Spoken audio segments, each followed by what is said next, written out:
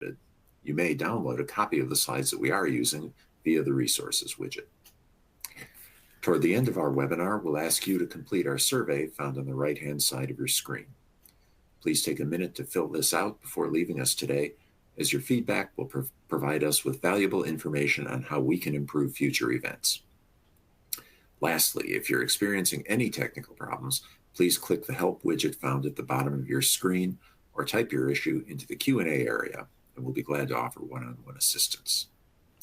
So let's get right on to the webinar.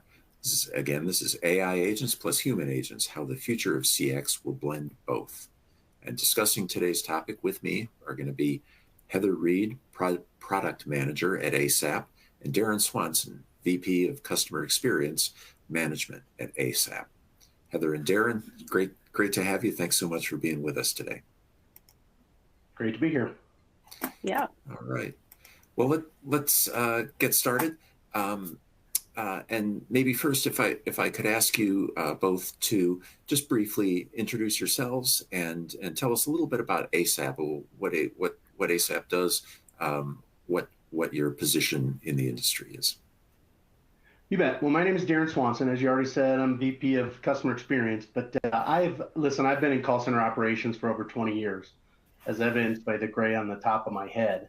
And about 4 years ago, I decided that I wanted to continue to help agents, and because that's been my career my entire life. And so I jumped onto ASAPP, where we build technology solutions that truly helps agents. And I did that about 4 years ago. So I've been with ASAPP for over 4 years. Heather, why don't you go ahead? Great. Yeah, I'm Heather. I've not been in the workforce as long as Darren, but I have been at ASAPP and doing this the contact center for about 6 years. In particular, how we can use AI to improve customer experience in the contact center.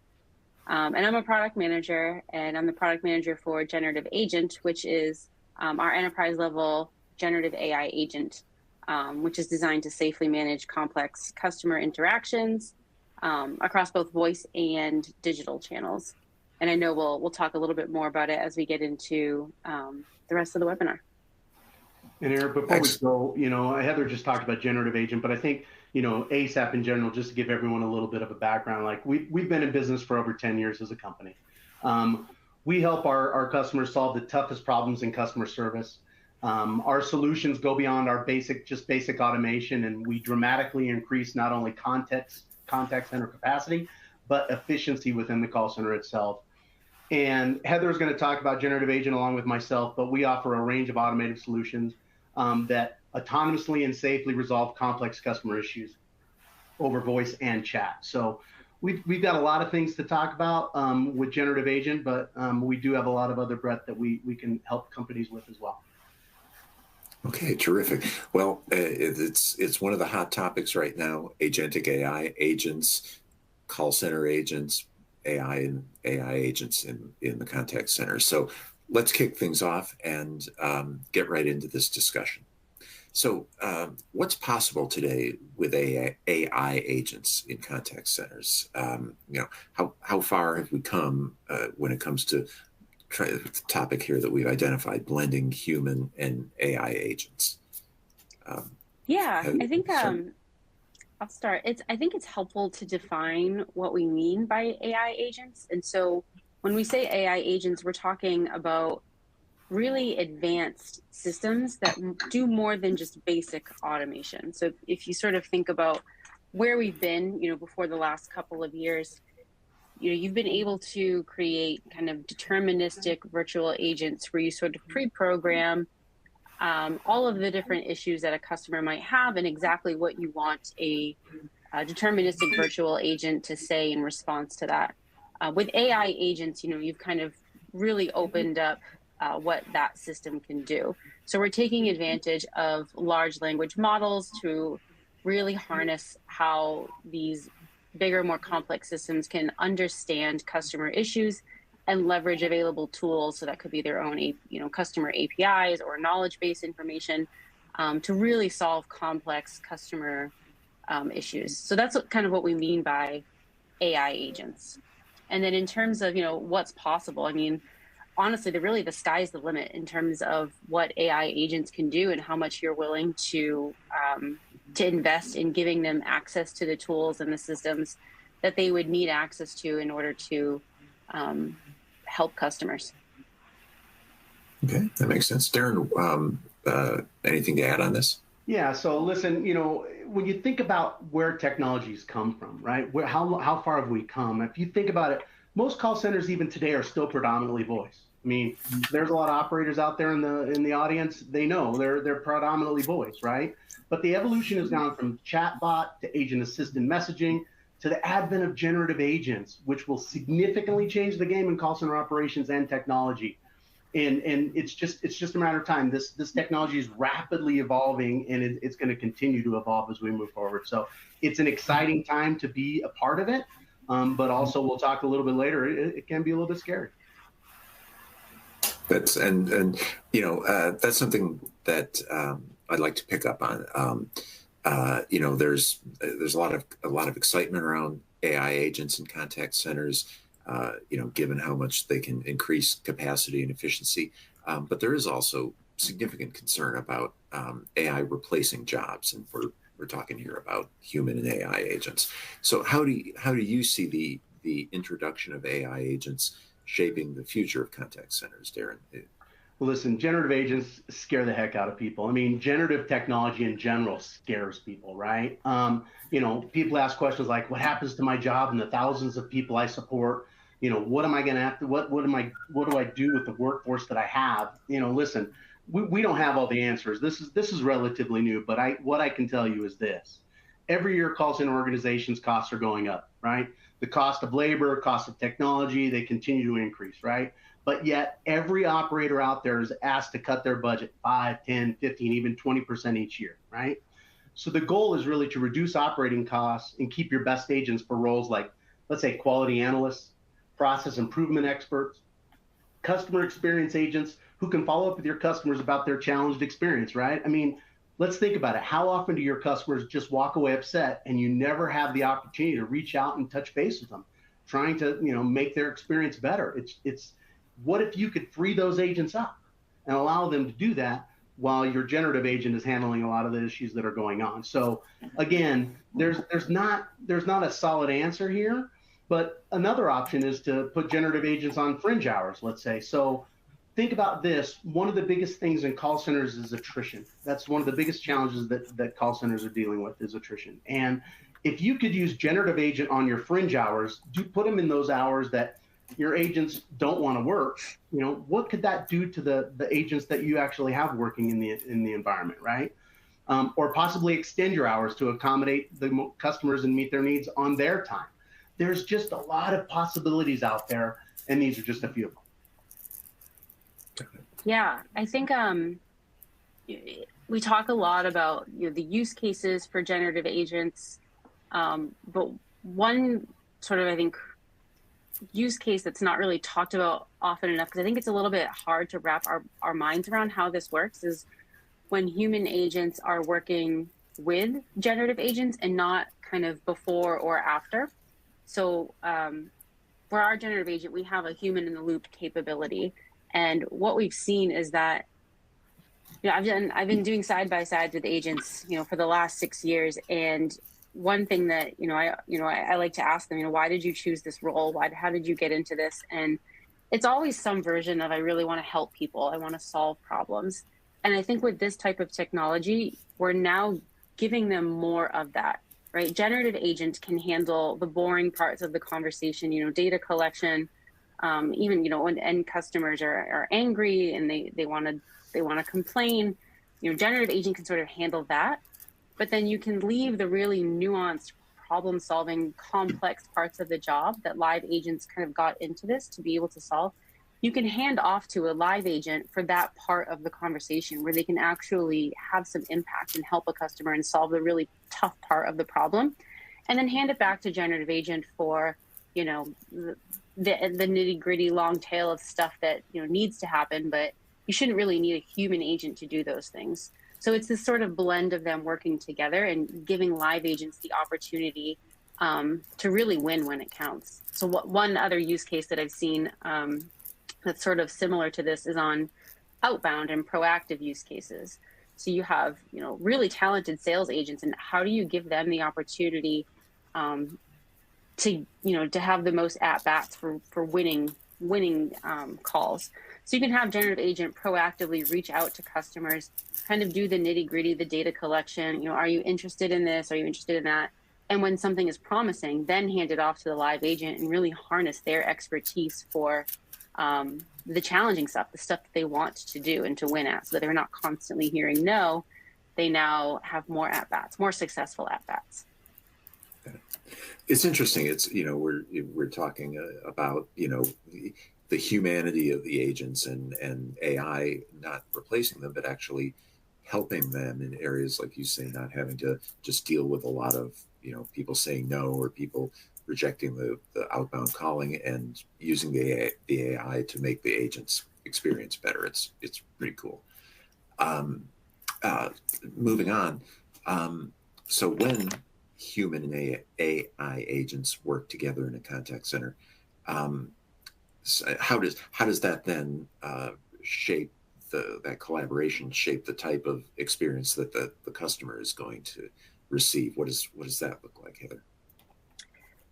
Yeah, I know we were talking about the sort of blended interaction just there, but I think going a step further, I think it's not enough just to design the generative AI agent piece of it in isolation, right? Because the customer journey doesn't begin and end with the generative AI system, right? The customer is on a web page, or they have a history with this organization. They maybe tried to self-serve through some other virtual agent or some self-service tools. Then maybe they end up with generative agent. And then if generative agent, needs to reach out and hand off and connect them to a live agent, there's that handoff too. So at ASAPP, Darren alluded to this earlier, we've been in the customer experience in the contact center business for a long time. And so we think so much more about just the generative agent piece of it. And so we think kind of holistically about, how does generative agent harness the information about the customer that is going to be helpful for it to solve the customer's problem. So what web page was this customer just on? What information do we know, or can the system pass to generative agent, so that generative agent has that knowledge and context to be able to suggest the right things or say the right things that aren't just kind of coming out of left field, that are really contextualized to this customer. And then obviously the generative agent piece of it needs to be spectacular and spot on and delightful. But as part of that interaction, generative agent is going to collect very useful information about this customer's problem. What was your flight's confirmation number? What is the exact issue that you're having? All of this detail. And then if for some reason generative agent needs to hand off to a live agent to finish the interaction, the worst thing that could possibly happen is that a live agent then says, "Hi, I'm Heather. How can I help you?" Because the customer just went through this whole 90% of their journey for this issue, and then to start all over again is awful. And so the generative agent piece of it needs to be able to collect that information and then surface it to the live agent in such a way that the live agent can then pick the conversation up in a really seamless way and finish it. Like, starting back over would be an awful user experience. And so that's something that we've been thinking a lot about, based on our decade of customer experience in the contact center experience. Right. And that's something that we always hear people complain about, even with legacy systems, is just, when the agent, even if they're just using a very simple, not particularly AI input, and then the agent comes on and asks them to repeat everything they just input. So yeah, and honestly, it's not their fault, because often they get kind of graded on their first response time, and so they often don't have time to read the whole transcript of what happened before. It's just so much easier to just kind of say, "How can I help you?" Because then they've responded, within 10 seconds, and their numbers look good. So it's not the live agent's fault, and so you kind of have to work within what they're used to, and so presenting that information to them in such a way that they can respond quickly, but also respond in a way that is helpful. Makes sense. Darren, what are your thoughts? Yeah, listen, I think the seamless handoff is critical. And Heather's right. We as a company have thought about that a lot, right? Because I mean, how many times have we all as experienced in our customer experience, when we make phone calls with the companies or we're chatting with companies and we have to repeat ourselves over and over again throughout the interaction because one, they can't authenticate us or pass on the authentication, whatever the case may be. So that seamless handoff is incredibly important. But I think, the other practicality of this is, when you think about it, how often are you experiencing calls or spikes that you can't handle, right? Whether it's an outage or whatever the case may be, service levels are dropping, ASAs are going through the roof. Old time, you'd hire part-time people so you could expand upon that capacity when necessary to try to balance it out, but it never ever worked, right? I mean, back in the old days, we used to literally put call centers on hold. So in case we got too many spikes, we could employ those people to come onto the phones and help us out, right? There's all sorts of different ways that it's been done. But what if you could have unlimited agents that are available at a moment's notice to meet any and all demand that you have coming at you, right? That's the other thing that's great about generative agents, right? Is that it's predominantly unlimited, right? Wouldn't it be great to have the scalability of a generative agent to meet the demand whenever you need it? I mean, it's not only a benefit to the customer, it's a benefit to your company. It's also a way to build loyalty to your brand because there's availability and there's not, it's not an hour and a half before somebody responds to you, right? Your customer, right? They're handling it right then, right there.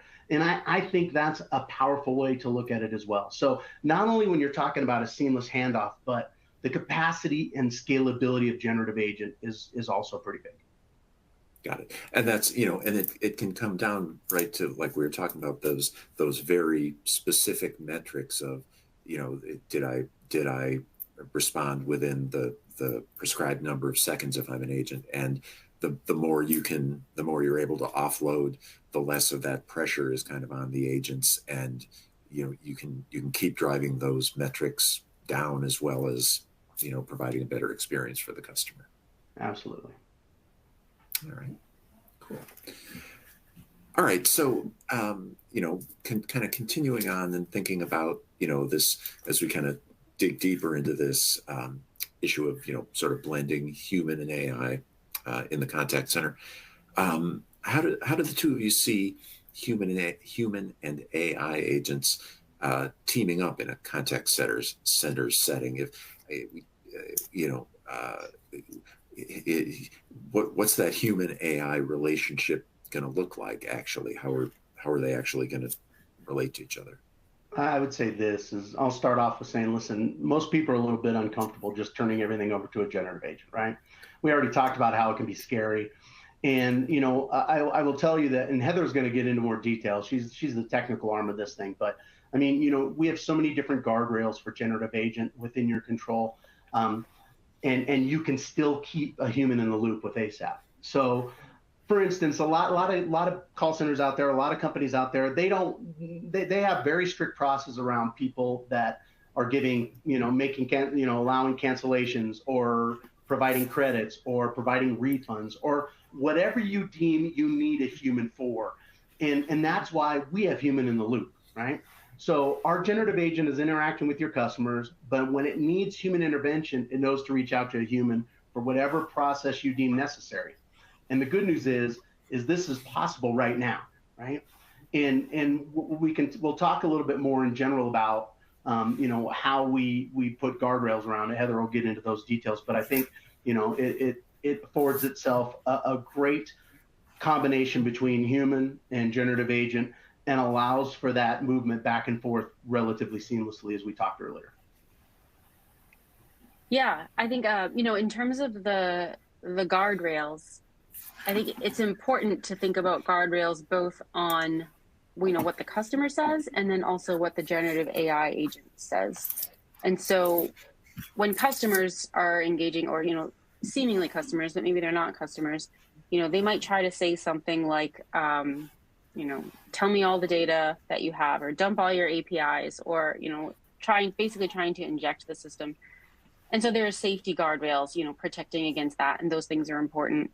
And similarly, kind of not quite safety, but not letting generative agent kind of engage in any discussion that's not about an organization's products or services. So there's those types of guardrails. And then on the output side, so when generative agent is going to say something to a customer, I think, one of the scariest things to people, because I think we've seen in the news over the last couple of years, this idea of hallucinations where generative agents can just make things up. We've thought a lot about how we go about measuring and creating a taxonomy for mistakes. And mistakes can range from anything, generative agent, wanted to say something that isn't configured to say, or it wanted, it didn't quite ground what it wants to say on information. And so we've invested a lot of time and energy into our at inference time or during a live conversation. How do we make sure that everything that generative agent wants to say to a customer is grounded on information that it had from that conversation? And so if generative agent used an external system to retrieve information about the customer or to take action on behalf of the customer, how do we make sure that what generative agent wants to say, which might be, okay, I've gone ahead and I've changed your flight for you, your new confirmation code is XYZ, making sure that that information actually came from a system of record and that it hasn't made that information up. So we put a lot of emphasis on, making generative agent ensure that it is the information that it's providing is grounded in the truth that it had at that moment, and that it's not just relying on the underlying real world data that the powerful large language models have access to. So that's kind of the safety components of it. And then there's also the human in the loop that Darren was talking about for, when you get started, if you really want to make sure that, you're reaching out to a human for some of the more nuanced decisions that need to happen, that, that's possible. But in terms of the blend, the human in the loop it's so much more than, a safety mechanism. What we actually do is when you do reach out to a human in the loop and the human in the loop, annotates that data, we use that information to then fine tune generative agents so that it's learning from the humans that you've put into the system to help it. And so if you put your best agents on there or your supervisors who really know the business and understand the nuance there, generative agent is learning from that feedback. And so it's, it starts off very capable and very smart. But if you want it to then sound just like your best agents, you can employ human in the loop. And we have other feedback mechanisms as well, so that your best agents and the people most knowledgeable about your business are providing that feedback.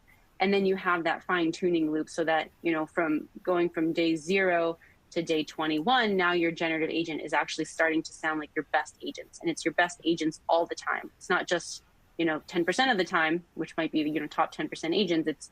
It's your best agents all the time, which, we think is pretty cool. Got it. Definitely. And Heather, that's going on in the background. The agent doesn't even have to do anything to kind of do that, have that training go on for the AI. Yeah, so we have a few different modes. So generative agent can reach out to a human agent and say, this is where you can configure it. You can say, reach out to a human agent for this exact purpose. You'll get the feedback that you need to then continue. So that's one mode for human in the loop. Another mode for human in the loop is that kind of that background mode that you're talking about, where your best agents can be supervising it, provide feedback in real time that actually impacts generative agent and how it's about to respond. Or you can provide that feedback, kind of seeing it live, but not necessarily in real time. That way, offline, when we fine tune the model, we have all of this data, either whether it was from the heavily supervisor mode where Gen Agent actually needs input to continue, or the kind of real-time nudging that you might want to have, or completely offline where it's not in real time. All of that data is used to make generative agent go from a very capable agent to this organization's best agent. Impressive, definitely. So just quickly before we go on, I want to remind everybody in the audience, you can go ahead and start submitting your questions now. We got a bunch of really good questions already in the system that we're going to be able to get to here in just a few minutes. But keep them coming. There's some really great topics of discussion that you've all been throwing out there for us, and I'm looking forward to bringing those out as well. But let's continue on kind of as we look at how you actually launch this kind of human AI partnership within your contact center, and how you sort of keep it going and QA it. So, you know, as AI agents start to get more integrated into contact centers, so how do you ensure that they're performing effectively? You know, we talked a little bit about that kind of training, but what does quality assurance look like for AI agents? How does that compare to kind of the traditional QA that contact centers do for human agents? Darren, you want to take that? You are muted if you're talking, Darren. Sorry, I did mute. I apologize, everyone. We're getting these questions from a lot of our customers on a regular basis, right? And typically, you know, we come back and the question to them is saying, well, how are you doing it today, right? Eric, you asked the question, you know, how does it compare? Well, Heather just went through a lot of detail on, you know, how we do it as far as putting up the guardrails and some of the things that we can do. But let's just compare it to how you're doing it today, right? So today in call centers, you may be listening to or reviewing 5 to 10 interactions per month of your existing agents, right? And Heather already explained all the details around utilizing generative agent and the guardrails and those types of things, and we'll get into a little bit more detail on it is there. But you compare that to, you know, we have the ability to look at a lot more. I mean, we're putting guardrails around and looking at every single interaction versus the less than 1% you're able to monitor today, right? So, you know, I know there's a lot of hesitancy around generative agent and generative AI in general, but when you think about it, how are you doing it today? You've got thousands of agents interacting with your customers on a regular basis, and you're getting to less than 1% of what they're dealing with on a daily basis, right? So, you know, the controls are there around every single interaction that generative agent does. And as Heather stated, it learns and creates and it understands, you know, from your supervisors what's happening, and it becomes your best agent, right? And that's also a differentiator, I think, as you look comparing it to what you used to do to what you could be doing in the future. So, and in addition to that, it's not just about the controls and it's not just about your supervisors, but ASAPP is the type of company we support you. One of my primary roles is to help you transition into this environment, and we do analytics with you. We take a look at what's going on, and we're there to support you throughout your journey, right? So to help you optimize those results as we move forward. So we get you launched, and we don't step away. We're there, and we're present in your business, helping you define the best way to do this as you move forward. And I think that's one of the best differentiators we offer. Heather? Yeah. Darren, you talked a lot about the journey, and I do want to highlight that because, you know, the generative agent as a product is not just the single generative agent customer experience in that moment. There's so much more that goes into how you get a customer live with generative agent. And so, you know, all the way from the first configuration of your use case and how you do your user acceptance testing of that and what tools you have for that, all the way down to post-production monitoring of conversations. And so the UAT process looks like, you know, you're configuring your use case. So how do you want generative agent to handle different types of customer problems? And then, you know, that UAT process is very different from how you would have UAT'd kind of traditional deterministic chatbots, where you might have a checklist and you say, okay, if customer says this, then this is what's going to be said. If customer says that, then we go down this branch. Generative agent is very different because, you know, you need it to be flexible enough that it can adapt to different types of scenarios that arise. And for that reason, as part of the UAT, we've invested pretty heavily in, you know, simulation testing. And so rather than having a checklist of, okay, if this, then that, instead, you basically set up scenarios for different types of customers. And these can be motivated by real production conversations where you say, okay, this is the scenario. This customer, you know, is about to miss their flight. They want to know if they can be rebooked. Here's some information about them. And then here's the evaluation criteria for generative agent. So generative agent should say these things, it should do these things, it should not do these things. And then what that enables you to do is then create a bunch of these, essentially simulated customers with these goals and the evaluation criteria that you have for them, and then kick them off in batch, right? So now you can basically simulate, 1,000 different customers with different types of scenarios and do it many different ways. And then you can see, okay, which ones passed and which ones failed. And you can dig into each individual conversation, understand why it failed, and then either refine your test because maybe the test wasn't correct, or then you can go in and refine your generative agent configurations if it needs to be tweaked in some way. And so that sort of simulation testing is one of the tools that we give you for both how you go live pre-launch and then post-launch if you want to make updates.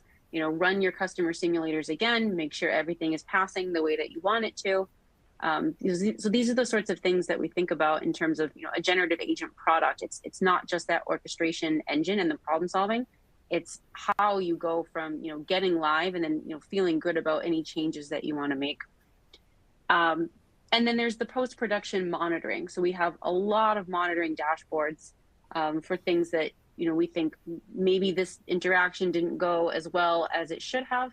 I forget who said it, but there's this kind of belief in the industry, and it's true that it's easier to catch mistakes or things that weren't great with LLMs after they've happened, because you can have a really dedicated engine to catch these things afterwards, so that you can go and improve. Obviously, we catch the actual mistakes live in production, but then post-production, all of these conversations go all of these different ways. So it's not feasible to read every single conversation.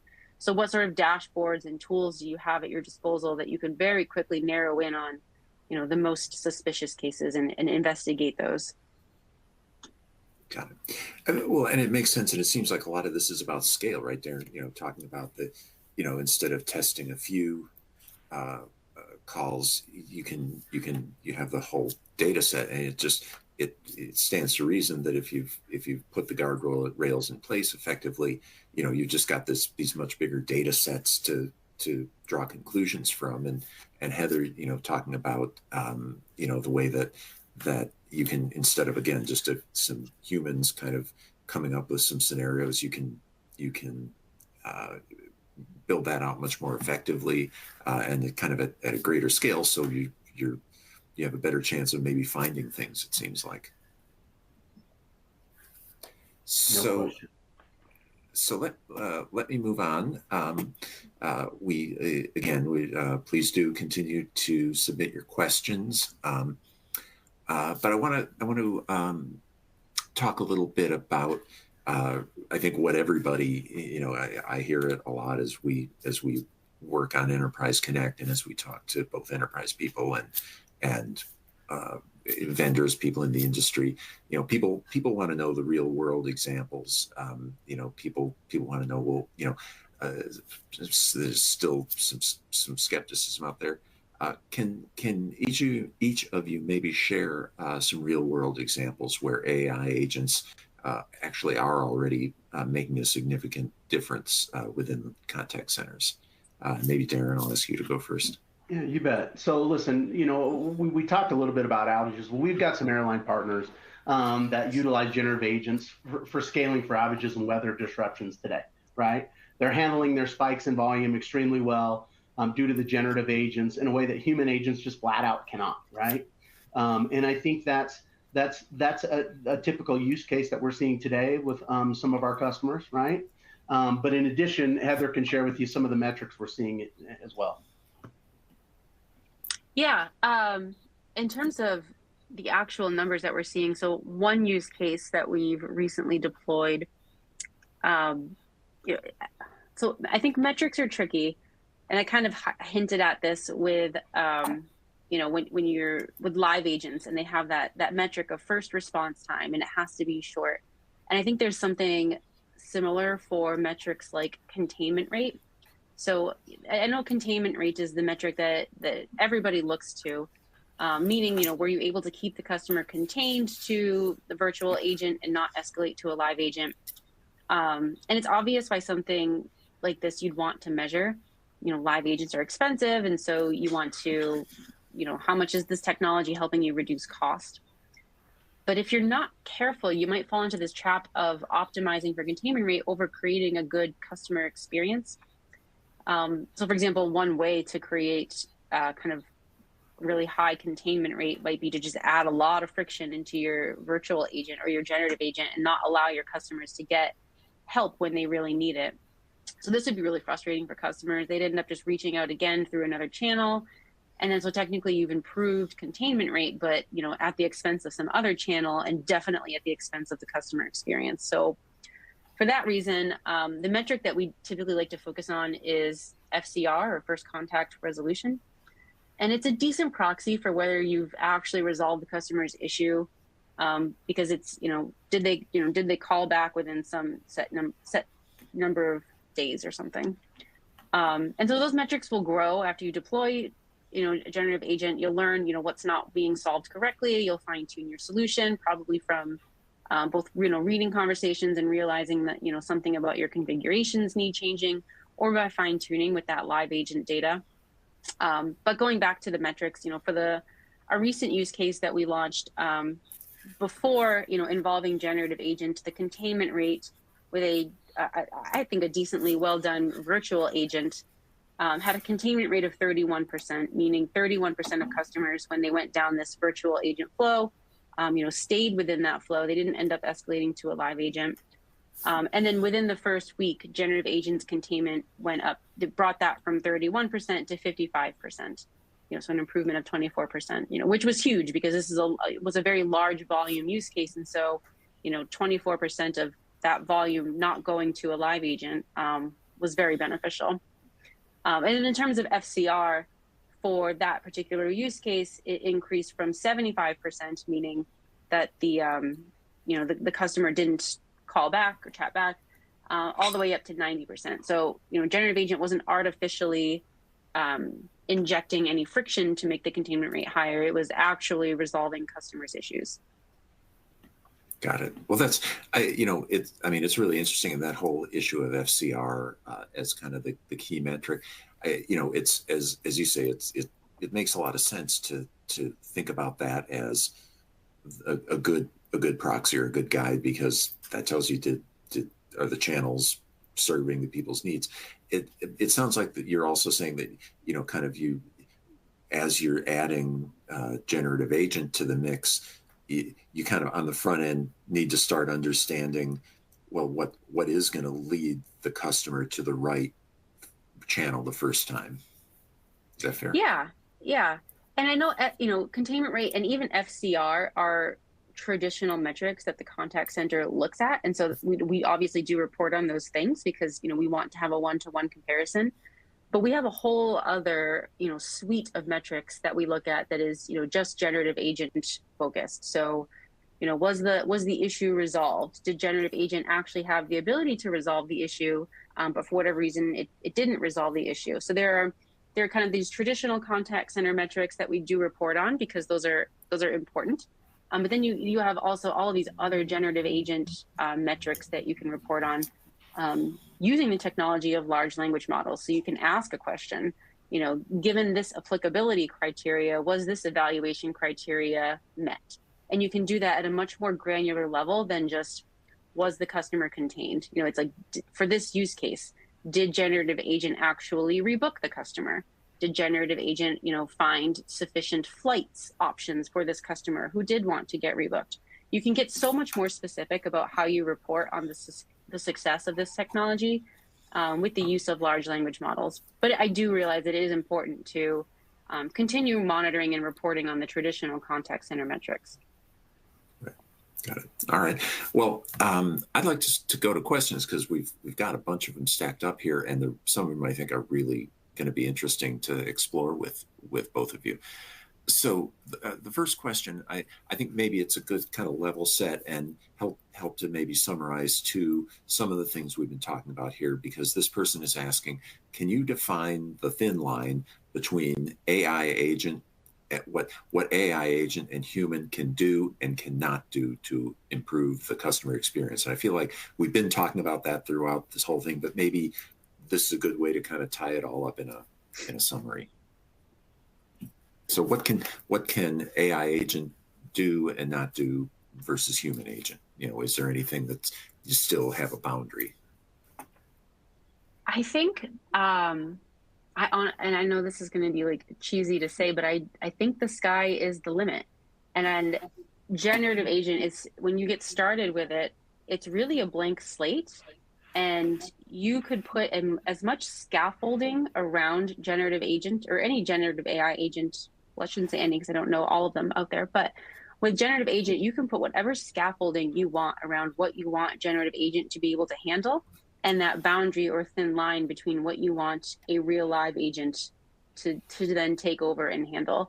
So it might be that on day one, you are comfortable with generative agent gathering the information and doing the least risky use cases, providing information, from the knowledge base, or, helping answer questions, retrieving information from an API and, kind of summarizing it for the customer. But this is what I've seen, a pattern that I've seen. As you get comfortable with the way generative agent is handling those things, and you build up your trust that generative agent does have the reasoning capabilities to handle these nuanced and complex situations, you start giving it access to more systems. So now it can look up flights for this customer, and then now it can actually rebook the customer. And once you're confident that it can do those things well, you might start wanting to let it issue refunds or compensation. So maybe you have your refunds and compensation policy, as long as it is well articulated and something that generative agent can use to ground its information and its understanding of what it can and can't do. Between that and the guardrails that we've put in place, I've really yet to see it sort of make a mistake or do something that it shouldn't have. Okay. Darren, any thoughts here? Heather summed that one up. There's nothing else to add on that one. All right, fantastic. Then let's move on. Here's a question you hear a lot, and I think it'd be great to hear what the two of you have to say about it. Somebody's asking, how do you motivate customers to use AI agents and use them in a way to boost CX? And they point out what a lot of people do, especially when there's groups of people, like we tend to think of older people who are very insistent usually on wanting to talk to human agents. So I'll throw that to either of you. Yeah, I'll start. I'm sure Darren has some thoughts too, but I think we've thought a lot about this, and that, why is it that people want to talk with live agents? Live agents, I think it comes down to when you have a complex problem, live agents are we've come to believe, because it's been the case for up until like the last year or two, that live agents are the only people, smart enough to really understand your complex solution. Because to be honest, up until now, like, chatbot experiences have really sucked. They can't, especially that kind of tree-based flow, like they are not capable of understanding the complex reasoning here. But not anymore, right? You have these really powerful large language models that we use to be able to understand the nuance here. And so I think in the past, where kind of the goal is to just get to a live agent, I think if you can convince consumers that the generative agent that you're interacting with is smart and it does have the reasoning ability to understand your problem, and if you're convinced that this technology has the tools to actually help you solve your problem, we've been seeing a lot more people willing to engage with this technology in order to self-serve. Because when you do give it a shot, it is faster than a live agent, right? Like it can call an API and retrieve the information and, synthesize that information with respect to your problem in seconds. Whereas with a live agent, that might take a long time. Not because the live agent is slow, but they have to open up, some desktop system, type in the information that you're providing it, click load. It loads up your details and your situation. Live agent has to read this information, think about it, and then communicate it back to you. That's a lot of effort for a live agent. For a generative agent, that happens in seconds. And so as a consumer, if you're at the point where you believe, okay, this thing is smart, it just kind of regurgitated to me, what my problem is, okay, I understand, your first leg of their flight was canceled, but you're worried about what to do about your second flight because you also have a rental car. Like, I understand this is your problem. As long as you communicate to the customer, now the customer thinks, okay, this thing is at least smart. And then generative agent says, I'm going to access the system. I'm going to pull up your details. Give me one moment. You're much more willing to play ball in that situation. Whereas if some kind of dumber system responded with, oh, I hear you. You have you've got a problem with your whole flight was canceled. You're like, wait, you didn't get it. I just send me to a live agent. I'm not willing to entertain this because I don't have confidence that, the traditional ways of doing things are going to result in anything. So I'm not going to waste my time. So I think that's been a big realization for us, is that it's important to bring the customer along through this experience and make sure that they understand, what this technology is capable of, so that they're willing to play ball and give it a chance. And they are. Yeah, I mean, you think about it, right? When you think about, like, let's use the elderly. Let's use myself, for example, right? We get used to something not working, and so we look for ways out of it, right? So, I mean, older people like to use the phone, period, right? They like to call in. There's no question about it. And the reason why is because they're talking to somebody. And sometimes the fact is they're just a little lonely. It's happened. I've had it in call centers a lot, right? But the bottom line is, it's back to what Heather was saying. It's like, listen, if you're calling into a generative agent and you give it a shot and they actually resolve your problem, that's all that person's looking to be done, right? Is the problem to be solved. And so, I don't know that there's a way to incent. I think, part of the question, how do you motivate customers? Listen, they've got to experience it, and they've got to experience success with it, right? And that in turn is going to generate their ability to want to go back and do it some more, right? And trust it and get used to it, right? But motivation, I mean, I will tell you, this technology has evolved so quickly that the voices and that sort of thing that are being used and that we use sound just like you and I, right? And so an older person or in general, they may not be able to tell the difference, right? And I'm not trying to, pull the wool over their eyes or anything else, but the reality is, to motivate a customer to want to try the technology, listen, I think the customers will follow once you have the ability to resolve their issue. And that's ultimately what generative agent's going to do. That's great, but especially if you're starting to lose your hearing a little bit, like some of us may not be able to tell. No. But it's a great point. Somebody in the comments mentioned that people, agents often are wanted for emotional interactions, but it seems, going back to Heather, your points, like so much of it must depend on the use case, right? Like if my flight's been canceled and I want to book another flight, I mean, to me, the number one issue is like speed and time. It's like, can I get confirmed on another flight before they all book up because everybody's flight canceled? And whatever will get that for me, I want. But like when I'm calling about my daughter's student loans and I want to make sure she's not going to get, hung out to dry somehow, I still maybe have that emotional feeling like I want to talk to a human being who will be accountable to say, yes, this is going to be all right. Is that a fair way of thinking about it? I think it's a fair way of thinking about it. I will say that I've encountered a lot of scenarios, not with generative agent, but in the before times, where customers will come in and they'll say, the last agent I talked to last week said this, but now you're telling me something different. And so I think there's that trickiness to navigate with live agents too, is that, you might want to talk to a live agent because, you've got a really high stakes thing that you're interested in. But I think if you want consistency from interaction to interaction, generative agent is going to provide that, because you've configured it to say, these are the guardrails, this is what you can handle, this is the policy, and you cannot stray from that.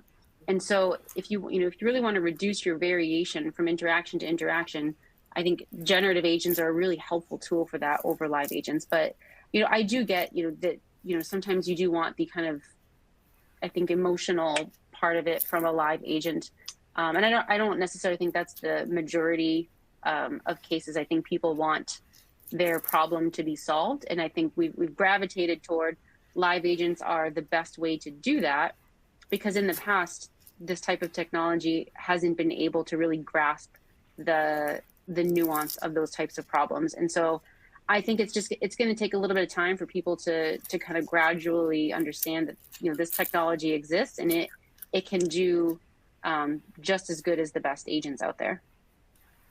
Well, I mean, let's look at it this way, right? How many of us have been in call centers or how many have been the customer ourselves and actually called in multiple times just to, you know, just because the first answer we got didn't work, right? Or chatted in multiple times because the first answer isn't what you were looking for, right? And so lo and behold, you talk to that agent or you chat with that agent and it's a live agent, and guess what? They gave you what you wanted, right? Yes, it's a matter of customer experience, but again, sometimes it's outside of the realm of what you really truly want to allow, right? Whether it's a credit or a refund or whatever the case may be, right? And with generative agent, you do have that consistency, right?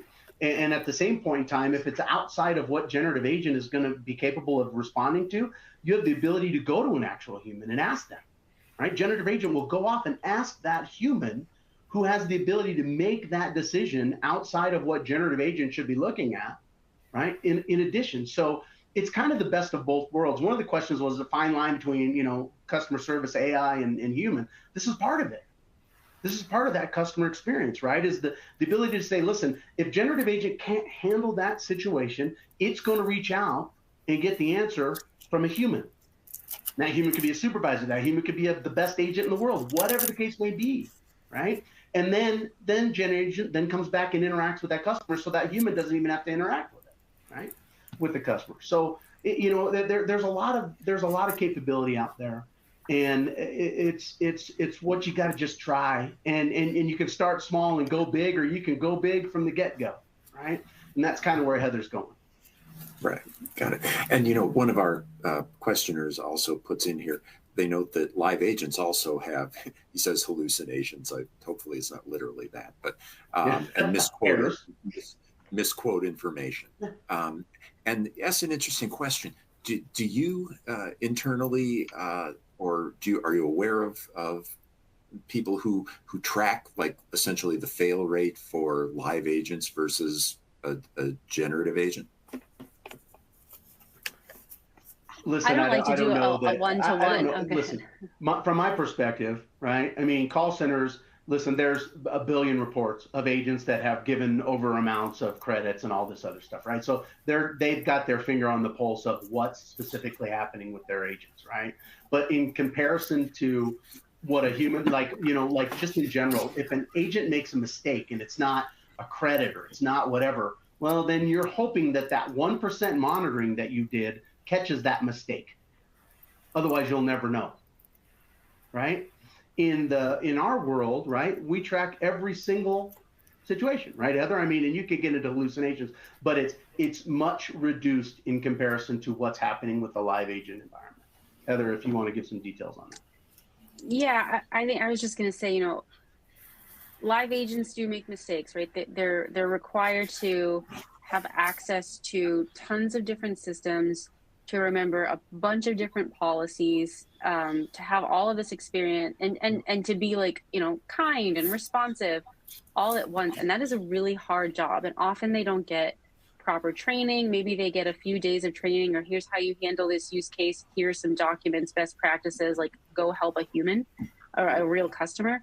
And I have so much sympathy for anyone in that role. You know, I've sat side by side with them and I'm like, this is intense, you know, trying to help these people and remember all of this information. And so I don't blame anyone who, you know, misquotes something or can't quite remember the policy, and they're trying to articulate it the best they can for this customer.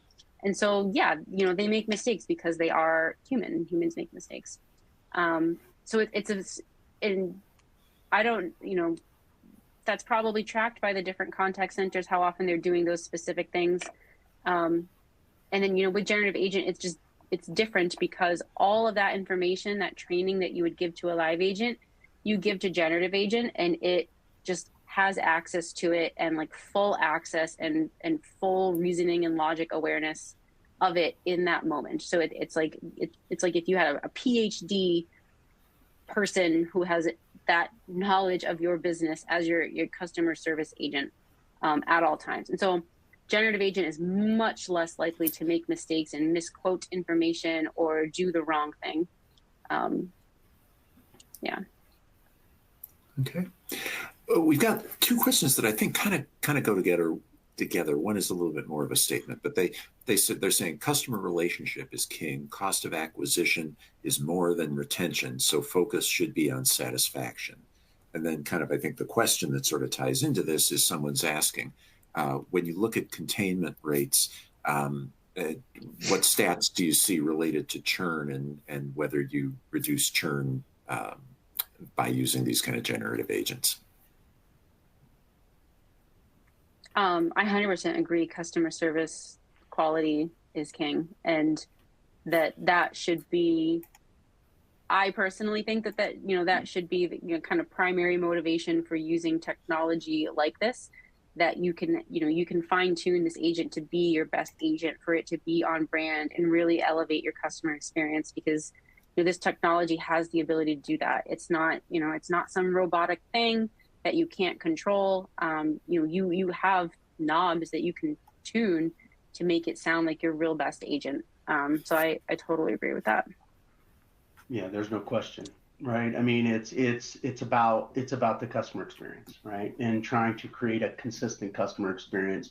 The job Heather mentioned earlier, right? I mean, the job of an agent is the toughest thing there is in a call center, period. I mean, the toughest job there is, because they're typically not trained. They're learning on the job, right? So they don't learn until they're actually on the job. And that's why you see, actual getting agents up to speed 5, 6, 8 months, depending on the length of training and that sort of thing. And those are real costs compared to a generative agent that you get up to speed, you get it going, and you get it moving, right? I think that there's a lot of cost reduction in that process as well, and it allows us to drive the customer experience up, because the generative agent already has all that information up front. All right, we're getting just about to the end. I'd like to push out. Here is a slide that if you could take a look at. This is to help you see a little bit more where to get some more information. You got a QR code there to get some more information from ASAPP, and want to mention that you should definitely, if you're going to be at Enterprise Connect next month, please do stop by and see ASAPP. I'm looking forward to actually getting to see this stuff in action and getting to look at what the agents are looking at, what the systems are. So please join us for Enterprise Connect, and when you do, make sure you come in and see ASAPP, because this is really this is the stuff that everybody's talking about right now in contact centers, and it's the way that contact centers are going to be doing things in the future. So this has been a really interesting and great conversation. I really, Darren and Heather, I really appreciate your, sharing the knowledge and the insights and opinions. It's really helped me understand a lot more what's going on in this space and how enterprises can think about it. And I hope that everybody in the audience also got as much out of it as I did. Here's a quick reminder on Enterprise Connect coming up next month. If you're looking for some of the coordinates and some of the information to join us, and we hope that you're able to do that. So that pretty much wraps things up here. I want to thank again Heather and Darren for the great conversation and the expertise that you shared with us. And thanks to ASAPP for sponsoring the webinar, and everybody in the audience for attending. We appreciate your attention and your participation. In the next 24 hours, you're going to get a personalized follow-up with details and a link to access the presentation on demand.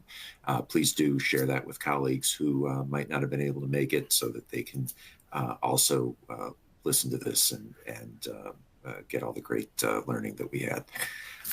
This webinar is copyright by Informa. The presentation materials are owned by or copyrighted by Enterprise Connect and ASAPP, and the individual speakers are solely responsible for their content and their opinions. So on behalf of our guests, Heather and Darren and ASAPP, I'm Eric Kraft. Thanks for your time and have a great day. Thank you all.